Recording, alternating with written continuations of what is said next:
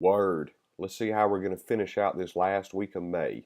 So we had Memorial Day off, so we're starting on a Tuesday, which would be May 26th. We're going to start off with clean pulls, three sets of three at 80 to 110%. There's a big range there, and that's really just based on your pulling ability. So if you're able to keep your back completely flat, your hips aren't shooting up, and the coach says, "Man, you have a great pull." You can go up to 100 to 110%.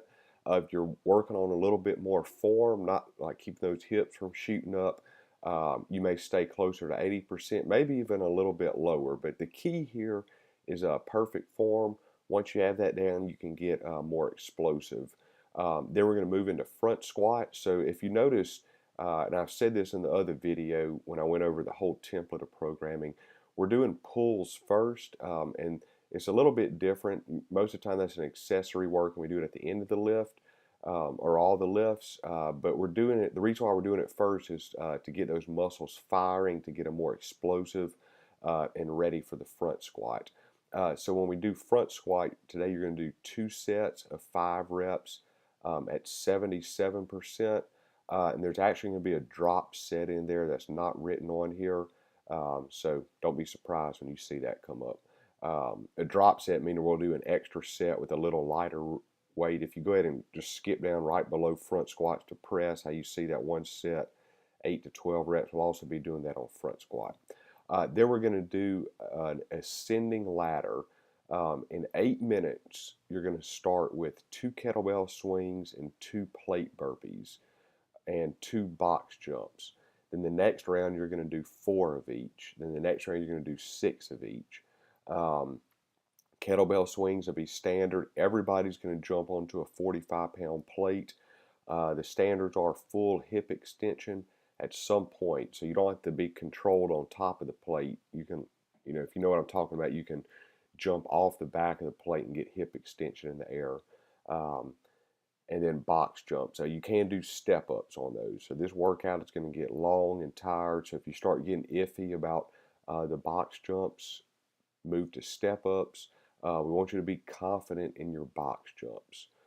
And moving on to Wednesday, we're going to start off with, in the warm up, I just want to point that out. We are doing a SOTS press progression in all of these warm ups for the next several weeks.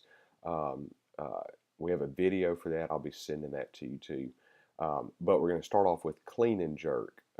2 sets at 75%. Then we're going to do 1 set at 55%. And that's called a technique set. So if there's anything that you found needed to be improved on those first 2 sets, like maybe you're pulling too early, or maybe you're getting into your toes, or maybe you're not dropping under it like you feel like you should be, doing that last set gives you a chance to fix that error. Is really, when you get up to 75%, if somebody says, bring your foot through harder in the jerk, well, you're at like your 3rd rep at 75%. It's kind of hard to do that. So dropping to a lower weight just gives you like a final set to practice what you need to fix and finish the day out with a good set. Then presses, 3 sets of 5 at 77%. And then 1 set at 8 to 12 reps at 60%. So a few weeks ago, we did your CrossFit total, so you should have your press there. If you don't know your press, it should just be 3 sets of 5 reps at a heavy weight. So in all of these percentages, don't get too caught up in the percentages. If you don't know, that's fine. Most of the percentages are just meaning for you to go as heavy as you can for that number of reps. Keep in good form. And then on the press, let's see, then we're going to drop back down, do 8 to 12 reps at 60%. Yeah, you are going to have better form. It's not really the reason why we're doing it, but you're going to have better form on that last set because it's lighter weight. We really want to increase your muscle endurance, and you can think of it as like a burnout set. 8 to 12 reps, you're going for 12. So don't get to 8 and just stop. If you can get to 12 reps, go for 12. Then with a partner, you're going to complete a 400-meter sled pull for time. And that sled pull is done together, so both of you will be pulling at the same time. Then you're going to do 42, 30, 18 in toes to bar and shoulder to overhead. You can switch that up however you would like. Then you're going to finish with a 400-meter either walk or run with a plate overhead, similar to what we did like a week or two ago. So I think some of you remember how difficult that was. That was deceivingly difficult. But you and your partner can split that up. You're going to split up all of those reps except for that 400-meter sled pull. Then on Thursday, we're not doing strength today. We're just going to have a big long workout. And you're going to complete the following in any order: 300 double unders, 2,000-meter run, 50 burpees, 50 strict pull-ups. And you can not only, it can be in any order, you can also split up the reps however you choose. So if you want to break this up into 5 rounds of double unders, run, burpees, and that should be strict, not strict, but break that up. You can break it up however you would like. Then on Friday, we're doing deadlifts. Same thing with that last drop set of 8 to 12 reps at 60%, just like we did on press and what you're going to do on front squat.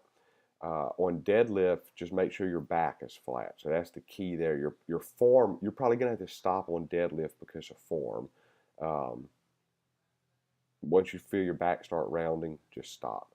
Then you're going to do 7 rounds of 10 wall balls, 5 handstand push-ups. So a lot of pressing right there. The sub is going to be 10 hand release push-ups. And if you're doing Battle of the Fittest, I'm going to have a workout up on the website for you to do. Instead of that workout on Friday, it's going to be something that's going to get your muscles primed and firing and ready for Saturday. Then Saturday is Battle of the Fittest. Come out to the Alexandria Riverfront Center. There's still spots available if you want to compete. This year, it looks like we'll probably be done around 2 o'clock. So,